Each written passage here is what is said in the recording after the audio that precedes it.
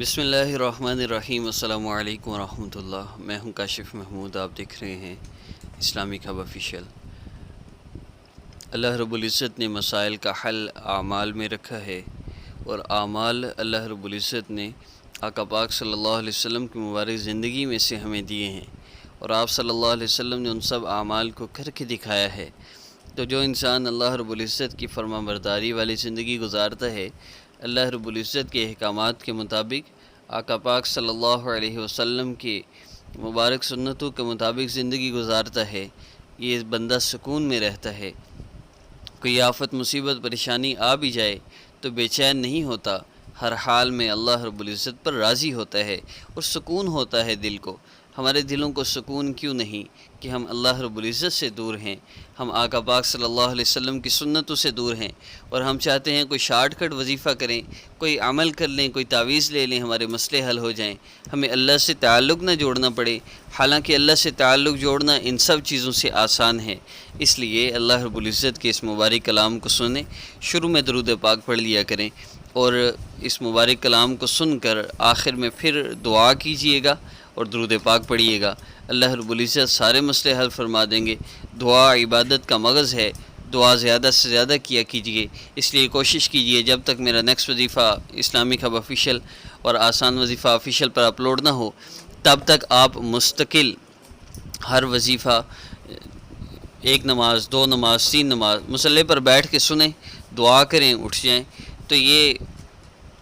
بہت زیادہ فائدہ مند ہے۔ تو اس کی ضرور پریکٹس کیجئے، اللہ رب العزت کے مبارک کلام کو سن کے دعا ضرور کیا کیجئے، اس سے فائدہ ہوگا انشاءاللہ۔ اور دونوں چینلز پر اپلوڈ ہونے والے وظائف کی اجازت کے لیے ہمارے چینل کو سبسکرائب کیجئے، اللہ رب العزت سارے مسئلے انشاءاللہ حل فرما دیں گے۔ سبسکرائب کی شرط صرف ان لوگوں کے لیے ہے جن کو کرنا آتا ہے، جن کو سبسکرائب کرنا نہیں آتا وہ ویسے بھی کر سکتے ہیں، اور اس کا مقصد صرف آپ لوگوں کا اللہ رب العزت سے تعلق جوڑنا ہے۔ آپ سبسکرائب کریں گے، بار بار کلام الہی کو سنیں گے، جب آپ کے سامنے نوٹیفیکیشن آئے گا ظاہر سی بات ہے تو دل کر ہی آتا ہے، تو مسئلے بھی حل ہو جائیں گے انشاءاللہ۔ تو آئیے آغاز کرتے ہیں۔ بسم اللہ الرحمن الرحیم۔ لا اقسم بهذا البلد وانت حل بهذا البلد ووالد وما ولد لقد خلقنا الانسان في كبد ايحسب ان لن يقدر عليه احد يقول اهلكت مالا لبدا ايحسب ان لم يره أحد ألم نجعل له عينين ولسانا وشفتين وهديناه النجدين فلاقتحم العقبة وما أدراك ما العقبة فك رقبة أو إطعام في يوم ذي مسغبة يتيما ذا مقربة أو مسكينا ذا متربة ثم كان من الذين آمنوا وتواصوا بالصبر وتواصوا بالمرحمة أولئك أصحاب الميمنة والذين كفروا بآياتنا هم أصحاب المشأمة عليهم نار مؤصدة بسم الله الرحمن الرحيم لم يكن الذين كفروا من أهل الكتاب والمشركين منفكين حتى تأتيهم البينة رسول من الله يتلو صحفا مطهرة فيها كتب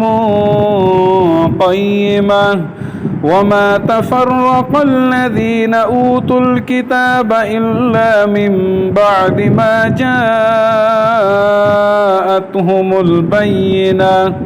وما أمروا إلا ليعبدوا الله مخلصين له الدين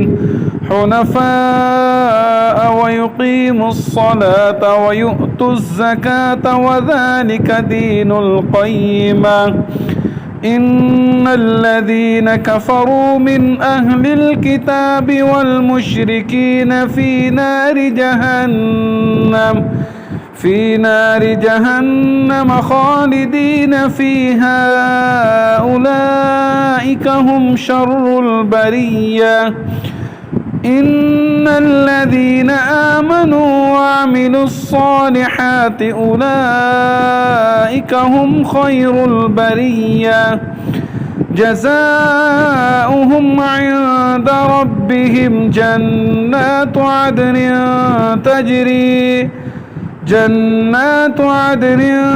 تجري من تحتها الأنهار خالدين فيها أبدا رضي الله عنهم ورضوا عنه ذلك لمن خشي ربه. بسم الله الرحمن الرحيم. ألم نشرح لك صدرك ووضعنا عنك وزرك الذي أنقض ظهرك ورفعنا لك ذكرك فإن مع العسر يسرا إن مع العسر يسرا فإذا فرغت فانصب وإلى ربك فارغب. بسم الله الرحمن الرحيم. إذا السماء انشقت وأذنت لربها وحقت وإذا الأرض مدت وألقت ما فيها وتخلت وأذنت لربها وحقت يا أيها الإنسان إنك كادح إلى ربك كدحا فملاقيه فأما من أوتي كتابه بيمينه فسوف يحاسب حسابا يسيرا وينقلب إلى أهله مسرورا وأما من أوتي كتابه وراء ظهره فسوف يدعو ثبورا ويصلى سعيرا إنه كان في أهله مسرورا إنه ظن أن لن يحور بلى إن ربه كان به بصيرا فلا أقسم بالشفق والليل وما وسق والقمر إذا اتسق لتركبن طبقا عن طبق فما لهم لا يؤمنون وإذا قرئ عليهم القرآن لا يسجدون بل الذين كفروا يكذبون والله أعلم بما يوعون فبشرهم بعذاب أليم إلا الذين آمنوا وعملوا الصالحات لهم أجر غير ممنون.